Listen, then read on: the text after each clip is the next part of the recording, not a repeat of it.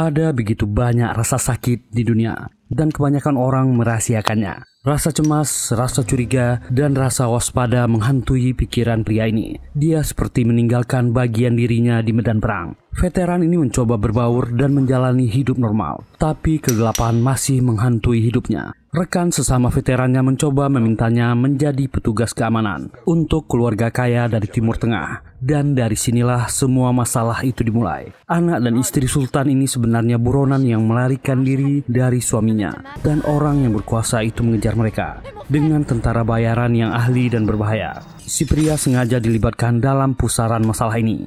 Dia terlibat gelut dan baku hantam senjata, mencoba mengembalikan hidup normal seorang gadis kecil. Mereka diburu dan dikejar, sampai akhirnya para tentara bayaran ini sadar mereka berurusan dengan pria yang salah.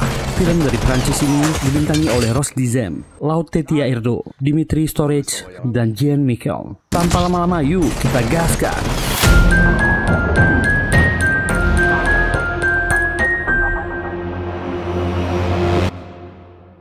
Di sebuah gurun pasir di Timur Tengah, seorang tentara menyerah dikepung oleh pasukan pemberontak dan dia dihajar. Ternyata ini hanya ingatan dari seorang tentara elit di Timur Tengah yang pensiun dan kembali ke kampung halamannya, bernama Elias Flores. Dia berjalan meninggalkan apartemennya. Hari ini dia akan bertemu dengan seseorang di sebuah klub. Dia diperiksa sebelum masuk dan memasuki tempat itu. Lampu remang-remang dan orang-orang sibuk berpesta dan menari. Dia menemui mantan rekannya di Timur Tengah dulu yang bernama Yan. Yan pun berkata dia sulit ditemukan. Orang ini broker perusahaan keamanan sekarang. Dia menawari Elias pekerjaan yang bayarannya lumayan. Sebuah keluarga dari Timur Tengah ingin menyewa security. Mereka menyewa istana di Paris dan butuh perlindungan. Dia tahu Elias butuh pekerjaan, butuh bertahan hidup dan butuh uang. Yan berusaha meyakinkannya, tapi Elias belum mau menjawabnya dan meninggalkan tempat itu, lalu kembali ke apartemennya. Orang ini terlalu waspada. Ketika memasuki pintu, tanda selotip yang dipasangnya lepas dan ada yang menunggunya di dalam. Orang ini adalah pengawas tempat ini, bernama Maurer. Ternyata Elias sedang berada di pusat rehabilitasi mental. Dia memang sedang dirawat di sini karena Elias sering paronia dan berhalusinasi sejak kembali dari medan perang. Maurer merasa Elias sering membuat keributan malam hari dan bicara sendiri. Maurer merasa dia perlu dirawat intensif dan dia tak meminum obatnya. Elias butuh bantuan, tapi orang ini menolaknya dan memilih pergi dari sana. Maurer berusaha memanggilnya, tapi Elias tetap berjalan pergi. Dan dia terpaksa menemui Yan di sebuah hangar sewa pesawat yang dikelola Yan dan temannya Vincent. Elias menceritakan masalahnya. Temannya ini tetap meminta Elias untuk mencoba menerima pekerjaan ini. Akhirnya Elias mau mencobanya. Yan memberikan ponsel baru dan uang muka untuknya. Dia akan mulai besok. Cobalah untuk hidup baru. Yan berharap temannya ini bisa kembali hidup normal.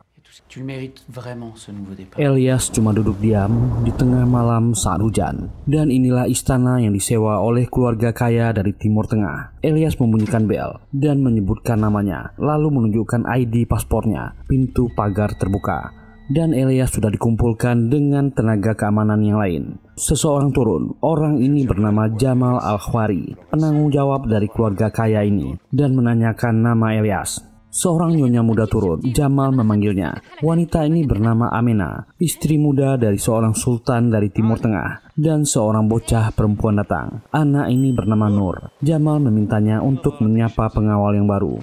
Jamal memarahi Nur. Dia tak sopan bicara dengan Elias. Dia meminta bocil ini untuk memberi salam dengan benar.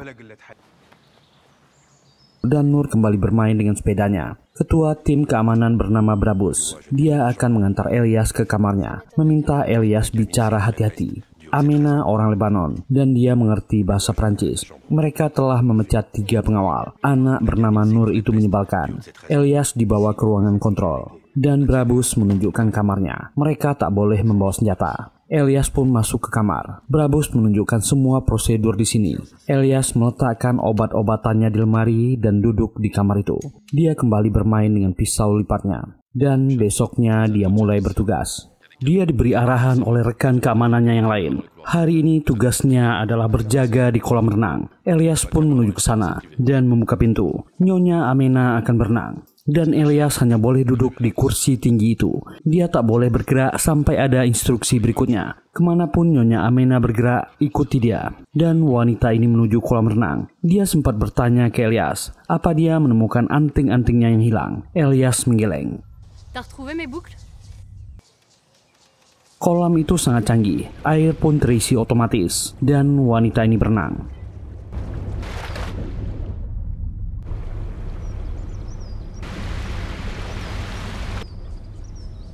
Elias melaporkan statusnya ke pimpinan tim keamanan Brabus, dan Nur datang ke sana dengan sepedanya. Nyonya Amena sibuk melakukan latihan dan dilatih oleh personal trainer. Nur sibuk mengelilingi kolam, membunyikan bel sepedanya. Musik diputar keras. Itu sangat mengganggu Elias. Dia berusaha menahannya. Dan dia diminta mengawasi Nur makan siang. Gadis ini memintanya duduk menemaninya makan, tapi Elias menolak dan tetap diam dan memainkan pisaunya. Remaja ini bertanya itu pisau apa, dan Elias menjawab. Dia penasaran dan kembali bertanya apa pekerjaannya dulu, tapi Elias tak menjawab. Nur kembali bermain dengan sepedanya, memberikan makanannya kepada anjing peliharaan. Saat itulah dia melihat rekan keamanannya yang lain yang bernama Tren menjual anting Nyonya Amena yang hilang kepada orang yang baru datang. Elias menelpon Yan, mengatakan apa yang dilihatnya. Yan memintanya tak ikut campur. Yan tahu kalung itu mahal, tapi itu bukan urusannya. Tetap tenang dan jangan terlibat. Dia tak boleh bersikap seperti tentara. Elias istirahat di kamarnya. Dia melihat banyak hal yang mencurigakan di sini. Dia masuk ke ruang kontrol, mengambil dokumen dan melihat profil rekan-rekannya yang lain. Lalu melihat CCTV. Dia melihat keanehan. Beraninya Jamal yang seorang kepala rumah tangga memarahi dan mengancam Nyonya Amena. Elias memutuskan meminum obatnya.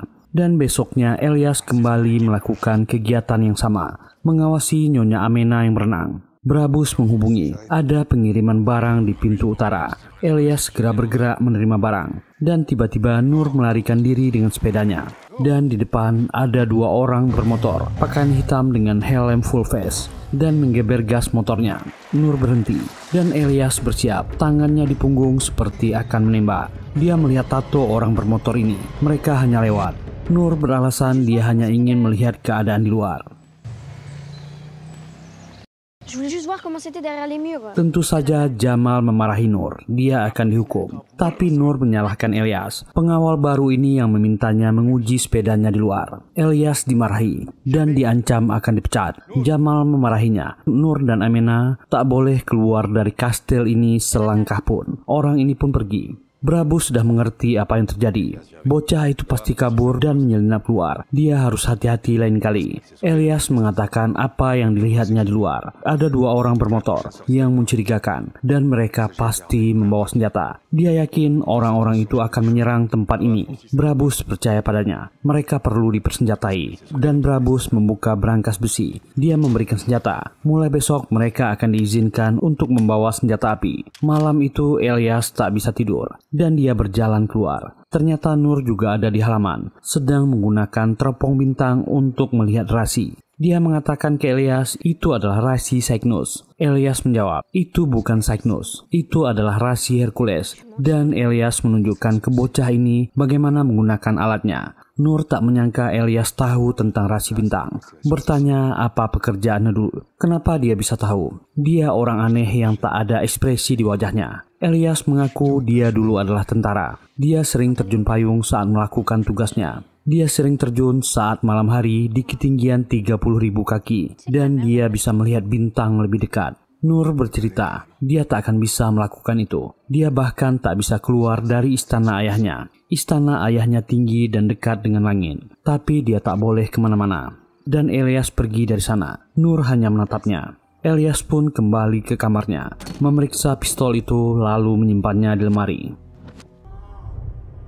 Siang itu Elias melihat pertengkaran antara Amena dan Jamal. Dia ingin keluar sebentar dari kastil ini, dan Nur anaknya juga ingin keluar. Jamal tetap kukuh melarang. Keadaan di luar bisa sangat berbahaya. Amena memohon mereka bisa dikawal dan hanya ingin berbelanja lalu pulang. Nur juga memohon, izinkan mereka keluar sekali ini. Jamal memarahinya dan menyuruhnya pergi. Remaja ini menyanggah. Dia bukan anak kecil lagi. Dia berumur 13 tahun dan mengatakan paman Jamal egois sama dengan ayahnya. Lalu pergi dari sana. Jamal pun akhirnya memperbolehkan. Dia akan memberikan rute. Mereka hanya bisa keluar 2 jam saja. Dan Jamal ingin Elias yang mengawal, bawa Trent sebagai sopirnya. Elias menolaknya. Lebih baik dia sendiri, itu lebih aman. Jamal akhirnya setuju. Elias pun menyiapkan senjatanya. Dan tak sengaja dia melihat CCTV dari HP-nya. Dia melihat Jamal bicara dengan Brabus. Elias membaca gerak bibirnya dan dia semakin curiga. Elias tak punya pilihan lain selain meminum obat agar dirinya tenang. Brabus pun datang menemuinya. Dia menunjukkan rekaman video saat dia bertemu pemotor kemarin dan di jalan tak ada siapa-siapa. Apalagi Elias berani berkeliaran di lantai atas. Brabus memperingatkannya, jangan berbuat di luar wewenangnya. Dia telah berbohong. Elias pun heran melihat rekaman itu.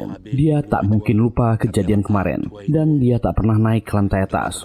Brabus kembali memintanya tak berbuat macam-macam dan akhirnya mobil itu berangkat. Ibu dan anak ini sangat gembira, apalagi Nur bisa melihat aktivitas orang-orang di luar. Sebagai orang kaya, Amena berbelanja di tempat-tempat mewah, berbelanja di banyak toko. Waktu 2 jam mereka sudah habis dan harus kembali. Saat kembali ke mobil, Elias melihat 2 pemotor yang mencurigakan. Dia yakin itu orang yang sama dengan kemarin. Dan Elias segera masuk ke jalur mobil dengan tiba-tiba.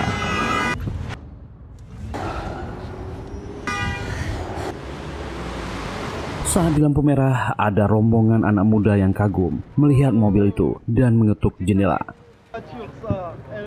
Elias menunjukkan pistolnya. Mereka segera kabur. Tak lama pemotor itu berhenti di dekatnya dan Elias melihat tato yang sama. Meminta keduanya memakai sabuk pengaman dan memacu mobilnya. Si pemotor mengejar.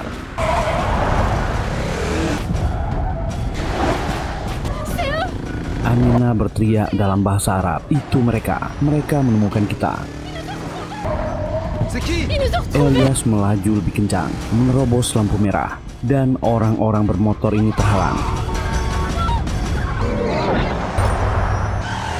Mereka pun sampai. Dia segera membunyikan klakson dan memasukkan mobil cepat-cepat, meminta Nur dan Amina masuk ke rumah. Brabus segera datang bertanya ada apa, dan itu membuat Elias semakin curiga dan menodongnya apa yang dia rencanakan. Brabus kelihatan bingung. Elias segera naik ke lantai atas. Dia harus tahu apa yang terjadi sebenarnya. Dia menemui Nur di kamarnya. Tadi ibunya bilang mereka menemukan kita. Siapa orang-orang itu? Nur kaget, ternyata Elias bisa bahasa Arab. Remaja ini entah mengapa percaya dengan Elias dan menunjukkan sesuatu di tabletnya. Dan map itu terbuka. Nur menunjukkan di mana dia tinggal dulu. Sebuah gedung pencakar langit yang sangat tinggi di Timur Tengah. Mereka terpaksa kabur dari rumah karena ayahnya akan menikahkannya dengan laki-laki yang berusia 50 tahun koleganya. Nur menangis. Jamal adalah sepupu ayahnya dan dia yang membawa mereka kabur ke sini. Dia dan ayahnya saling benci. Jamal berjanji mereka bisa mendapat suaka di Prancis. Elias masih bingung dengan semua ini dan bertanya siapa ayahnya. Remaja ini menjawab, Mon père c'est le tir Abdoulaye Saïd. Ayahnya punya 6 istri dan 18 anak. Dia yang mengatur semua pernikahan anak-anaknya untuk kepentingan bisnisnya. Ayahnya mengutus orang-orang untuk mencarinya. Dia akan dibawa pulang dinikahkan jika ditangkap. Nur meminta tolong pada Elias dan Amena datang. Nur mengaku dia sudah mengatakan semuanya pada Elias. Amena menyuruhnya bergegas. Mereka akan pergi sekarang dengan paman Jamal. Elias merasa ada yang tak beres. Dia turun ke bawah, mengeluarkan pistolnya dan menemui Jamal yang sedang bicara di telepon. Dia akan segera membawa ibu dan anak itu. Elias makin curiga dan protes. Kenapa dia tak diberitahu apa yang sebenarnya? Apa dia menjebaknya? Jamal menjawab ini bukan urusannya. Dia akan mentransfer bayarannya. Tapi Elias yakin orang inilah yang merencanakan penculikan itu. Dan dia menghabisi Jamal.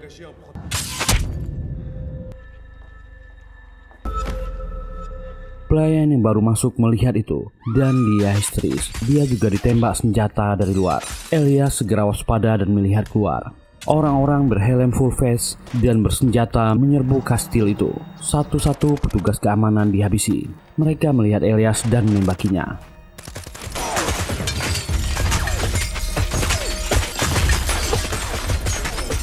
Orang-orang ini mulai memasuki villa. Elias mencari Nur dan Amena yang sudah menghilang, dan tren penjaga keamanan dihabisi.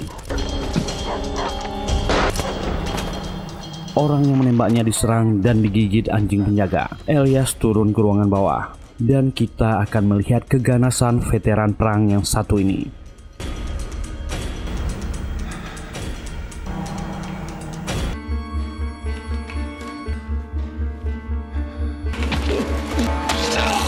Satu orang jatuh. Elias mengambil senapan otomatisnya. Dia keluar dan melihat Brabus dihabisi. Elias pun kembali ke dalam, menanti orang ini di dapur. Orang ini mulai mencari dan bicara dengan rekannya di radio, dan dia mengalami nasib yang sama.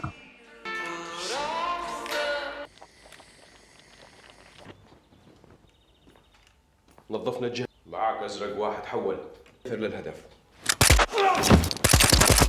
Elias mengambil perangkat radionya dan mendengar apa yang dikatakan orang-orang ini. Salah satunya berhasil menemukan Amena di dalam lemari. Elias menghabisinya.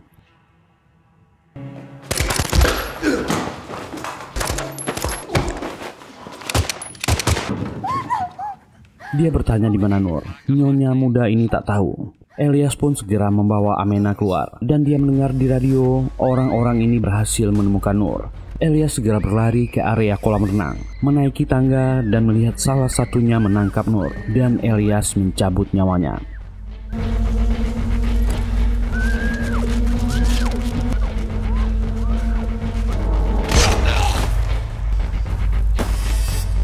Membuka ikatan Nur dan membawanya. Elias segera memacu mobilnya dan pergi dari villa. Mobil itu ditembaki. Elias belum melihat orang-orang ini mengejar. Dia masuk ke jalan raya dan mobilnya bergabung di kemacetan jalan. Saat dia berhenti, mobil di sebelah kacanya terbuka, pistol diacungkan. Elias segera memutar mobilnya dan kabur, dan dia dikejar. Dia memanfaatkan memutar mobil di komplek perumahan yang sepi dan menabrak mobil yang mengejarnya.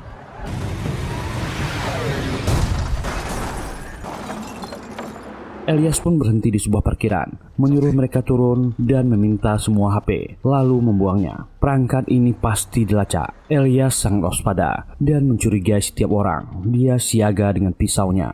Mereka memilih melanjutkan perjalanan dengan bus ke arah luar kota dan turun di sebuah tempat di luar kota Paris. Elias pun berjalan. Ibu dan anak ini mengikutinya. Nur bertanya kemana mereka pergi. Elias hanya diam. Kedua orang ini terpaksa mengikutinya. Mereka memasuki sebuah tempat, perkampungan orang Gipsi dengan mobil-mobil camper van yang bisa berpindah-pindah. Mereka mengenal Elias dan menghadangnya. Orang-orang ini kelihatan benci padanya dan menyuruhnya pergi. Elias mengenal wanita bernama Sarah ini. Dia ingin bertemu ayahnya. Sarah pun menjawab, ayahnya Nacho telah meninggal. Dia bisa bicara padanya. Elias memohon, mereka perlu tempat bersembunyi. Nur juga meminta tolong. Akhirnya Sarah setuju.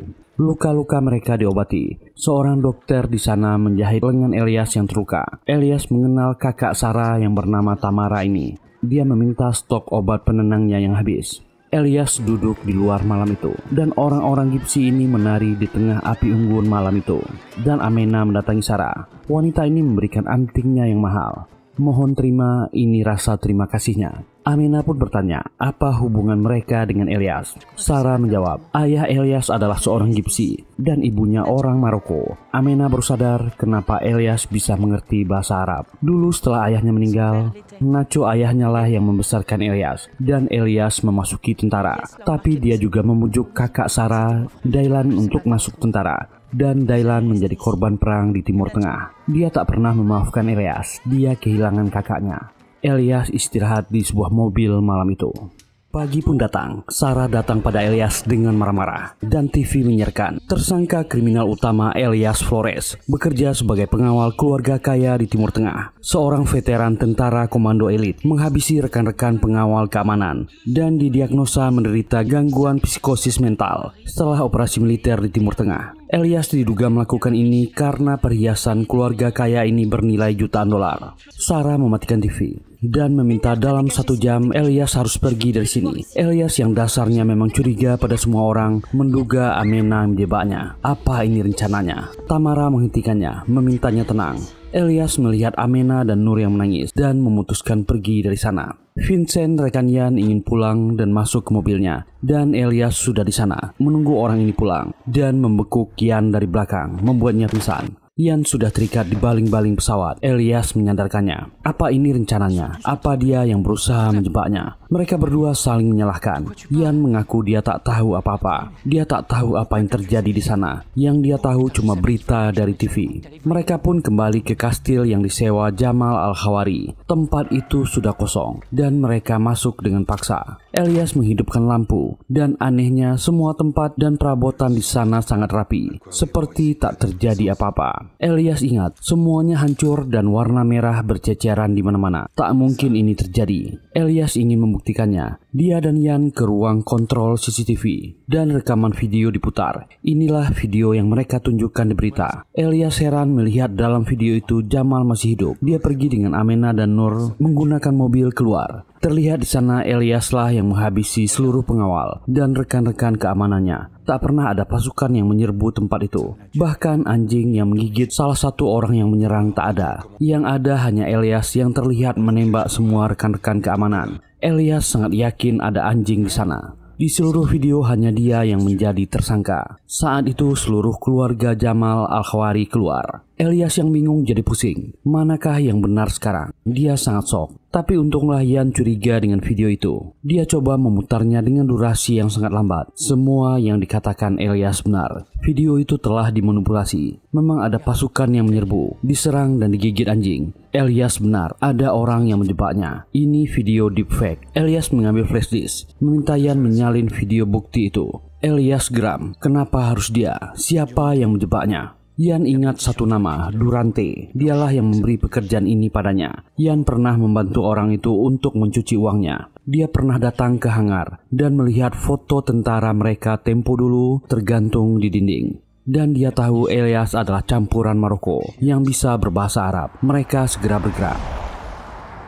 Dan sampai di kediaman Durante, orang ini sudah dihajar dan diikat. Saat matanya dibuka, dia marah kepada Yan. Apa yang dia lakukan? Orang ini masih sempat menuduh Elias yang mengacau dan menghabisi rekan-rekannya. Dia mengacaukan pekerjaan yang diberikan. Orang ini marah-marah. Elias bertanya, kenapa dia memilihnya? Apa alasannya? Dan Elias menghajarnya.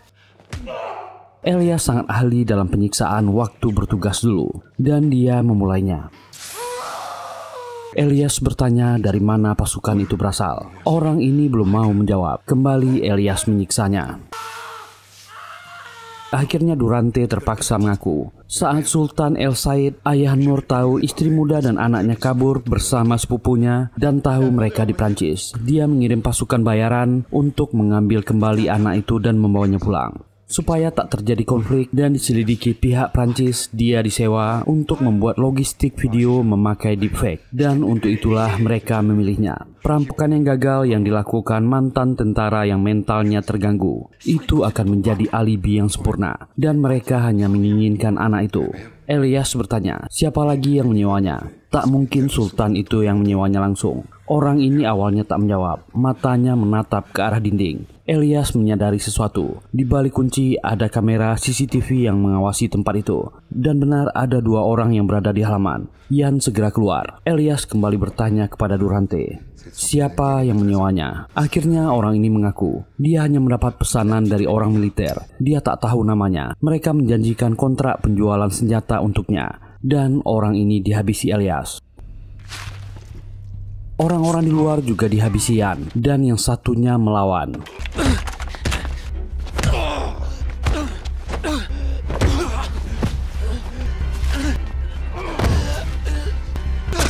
Yan masih beruntung masih bisa menghabisi rekannya. Lalu mereka kembali ke perkampungan Gipsy dan menceritakan semuanya kepada Amena dan Nur. Pemerintah Prancis dan intelijen mengejar mereka. Prancis telah bekerja sama dengan suaminya Sultan Said. Mereka akan memburunya. Amena mengambil tasnya dan memperlihatkan isinya. Wanita itu membawa banyak aset dalam bentuk obligasi, saham, bitcoin, dan kripto. Dia ingin Yan membantunya dan dia akan membayar. Amena memberikan ID palsu yang diberikan Jamal. Mereka harus keluar dari Prancis. Yan berkata dia akan berusaha membantu dan menyuap bea cukai. Mereka akan keluar lewat kota Calais dan menyebutkan harganya 60.000 euro untuk 2 orang untuk menyuap petugas. Amena pun setuju. Dan malam itu mereka langsung bergerak. Mobil yang dipakai mereka beli dari Tamara. Elias sangat waspada. Bahkan dia membuang ponsel yang digunakan Yan dan mengancam rekannya ini. Jangan coba macam-macam dan berubah pikiran. Yan terpaksa diam. Dan ada sebuah mobil camper van yang mendului mereka. Elias melihat detail mobil itu, bahkan logo stikernya. Elias sangat lelah. Mereka terpaksa berhenti di rest area untuk makan dulu. Elias sangat waspada dan mengamati orang-orang di sekelilingnya. Dan dia melihat orang yang mencurigakan, yang selalu menutupi lengannya dengan jaketnya. Elias pun keluar mengikuti orang itu. Amina bertanya ke Yan apa yang terjadi di Afghanistan. Yan bercerita Elias dulu adalah saudara mereka yang hebat, pimpinan komando. Tapi kecelakaan terjadi dan banyak rekan-rekan mereka yang kehilangan nyawa. Sejak itu Elias berubah. Dan Elias mengikuti orang tadi yang masuk ke sebuah mobil camper van. Dan itu mobil yang dilihatnya tadi. Elias pun masuk. Orang-orang ini berasal dari India. Dan wanita ini bertanya siapa Elias. Elias duduk dan berkata, dan dia menyerang. Kita kembali melihat keganasan seorang Elias.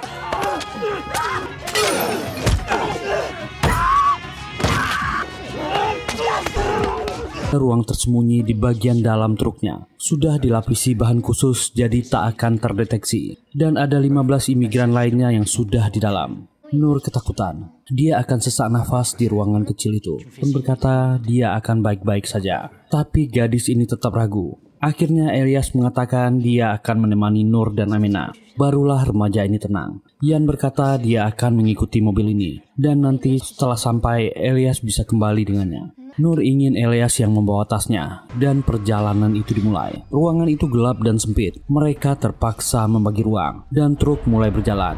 Elias akan menenangkan gadis ini jika truk ini berguncang. Dan bagaimana truk ini berjalan. Mereka sudah berjam-jam di dalam truk dan akhirnya truk itu berhenti. Elias menduga mereka saat ini sudah di bea cukai dan akan menyeberang di perbatasan. Ada suara di dalam kontainer truk. Semuanya diam dan tiba-tiba pintu dibuka. Orang-orang bersenjata menyerang dan menembak. Amina menjadi korban dan Nur dibawa. Semua orang di dalam ruangan kecil itu dihabisi dan Yan juga ditangkap. Orang ini para tentara bayaran Sultan El Said. Nur akhirnya dibuat pingsan. Ternyata Elias masih hidup. Dia bangkit dari tumpukan mayat. Elias berusaha keluar truk yang sudah mulai terbakar. Tapi itu terkunci. Untunglah forklift bisa menyala. Elias mendobrak pintu dan truk itu meledak. Dan Yan sudah disiksa dan diancam oleh para tentara bayaran ini. Pimpinan orang ini berkata, mereka membakar truk itu bersama mayat 15 imigran. Sopirnya dan Ibu Nur dan temannya. Harusnya jumlahnya 18. Mereka kekurangan 1 orang. Orang ini bertanya di mana temannya. Yan meminta mereka berhati-hati. Mereka bermain dengan orang yang salah.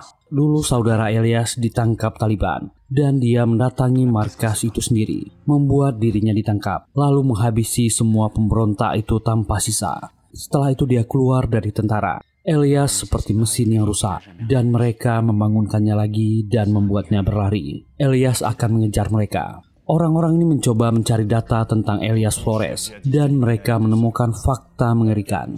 Elias orang yang tekun dan akan selalu menyelesaikan tugasnya. Dia sudah bertugas di banyak negara. 11 pemimpin pemberontak dia habisi dalam misi. Spesialis senjata dan ekstraksi menggunakan terjun payung dari udara. Orang ini segera memerintahkan semua anggotanya untuk bersiap. Orang itu berbahaya dan dia akan datang. Elias melanjutkan perjalanannya menuju Paris dengan bus. Dia tak akan melepaskan orang-orang ini. Elias datang menemui rekan Yan, Vincent, dan menceritakan apa yang terjadi, meminta dia membantunya. Dan Elias menunjukkan tablet lokasi kediaman ayah Nur pada Vincent. Vincent tahu tempat itu, dan dia segera mengatur penerbangan untuknya. Dan Elias sudah siap dengan senjatanya. Mereka pun memasuki negara itu. Elias sudah siap dan akan terjun. Dan hitungan dimulai.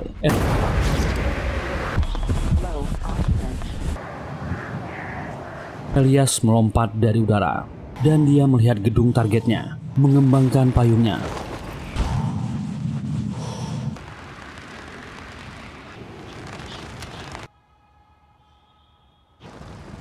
Elias berhasil mendarat di puncak gedung. Dia menyiapkan senjata dan masuk. Mulai menyusuri gedung itu. Tempat itu diawasi ketat. Elias mulai menghancurkan CCTV dan dia mulai turun ke lantai bawah.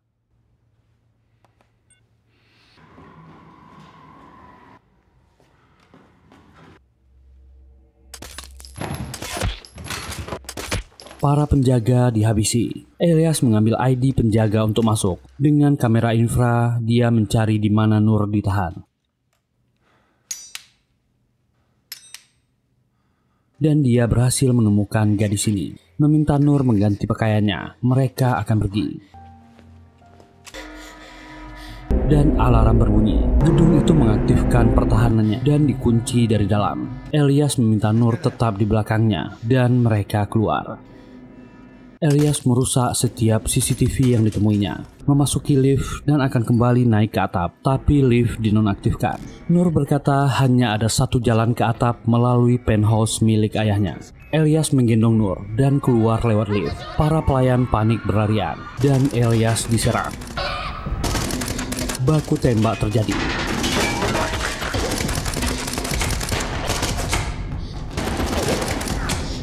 Mereka memasuki pintu area dalam itu. Ternyata itu adalah tempat penyimpanan koleksi barang antik ayah Nur. Nur menunjukkan jalannya, dan para tentara bayaran sudah di sana menembaki Elias.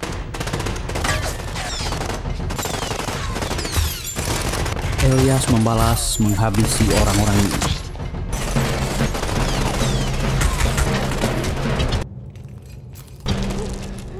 Bouge-toi les oreilles.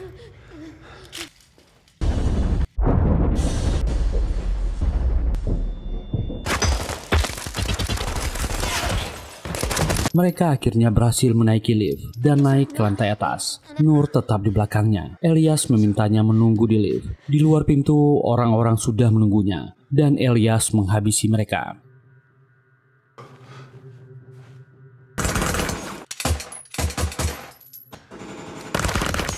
Elias meminta Nur menunggu di sini. Dia mengaktifkan alarm kebakaran. Air mulai turun, dan dia melemparkan granat.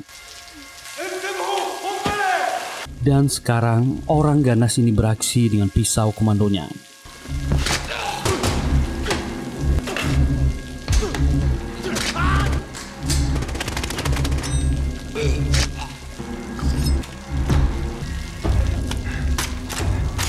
Semakin banyak tentara bayaran yang datang. Mereka hanya mengantar nyawa.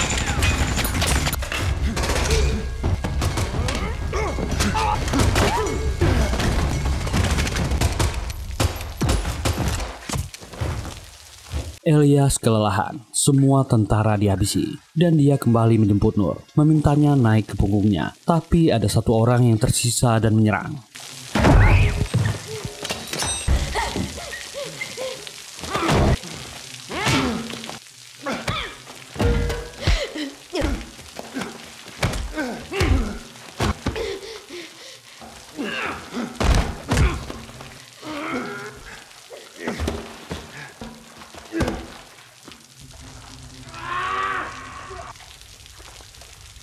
Dan Nur membantu Elias. Orang ini berdiri dan Elias segera menghabisinya. Nur memintanya berhenti memukuli orang ini. Elias menggendong remaja ini, memintanya menutup mata. Nur menunjukkan jalan ke penthouse dan mereka masuk ke kamar ayahnya. Elias berniat menghabisinya, ingin masuk ke kamar pribadi yang di dalam. Nur memohon, jangan ayahnya. Walaupun dia ayah yang kejam, tolong biarkan dia. Mereka berhasil menemukan jalan ke atap. Elias melihat keadaan dan memasang peralatannya. Dia meminta Nur percaya padanya. Mereka akan melompat. Hanya ini caranya. Dia berjanji tak akan menjatuhkannya. Elias memasang alat itu dan mereka melompat. Nur berteriak ketakutan. Dan dengan alat itu mereka terbang menuju luar kota. Akhirnya seminggu kemudian mereka berhasil menyeberang ke Maroko. Elias membawa Nur mengunjungi kampung halaman ibunya. Nur masih sedih andai ibunya masih bersama mereka. Elias meminta maaf, dia tak bisa melindungi ibunya. Dan Elias sampai di rumah bibinya. Perempuan tua ini sangat senang dan menyambutnya. Elias bercerita banyak hal ke bibinya. Nur pun akhirnya tinggal di sana. Mereka berhasil mendaftarkan Nur ke imigrasi dan dia juga diterima bersekolah di sana. Nur tak akan kekurangan uang karena tasnya masih dibawa Elias. Dan video bukti Elias tak bersalah dikirim oleh Nur ke semua media Prancis bahwa itu semua hanya rekayasa, video deepfake. Elias menghancurkan flash di situ. Akhirnya hari Nur akan mulai bersekolah tiba. Elias mengantarnya. Dia akan hidup normal sekarang dan memilih masa depannya sendiri. Semuanya dimulai dari sini. Nur meminta agar Elias menjemputnya nanti. Elias tak menjawabnya. Masih ada satu hal yang dilakukannya agar Nur benar-benar bisa hidup tenang. Seorang pemuda datang dengan motor dan membawakan peralatannya. Elias pergi dengan taksi. Dan dia menghabisi 3 orang yang tersisa dari tentara bayaran Sultan El Said dengan snipernya. Dan film ini pun selesai. Semoga terhibur. Terima kasih sudah meluangkan waktunya di channel ini. Kalau nggak keberatan, mohon dukungan teman-teman untuk kami. Silahkan tekan tombol like, subscribe, dan nyalakan loncengnya. Semoga kita semua diberi kesehatan dan rezeki yang lancar. Kita jumpa lagi di serial atau film kami selanjutnya. Bye.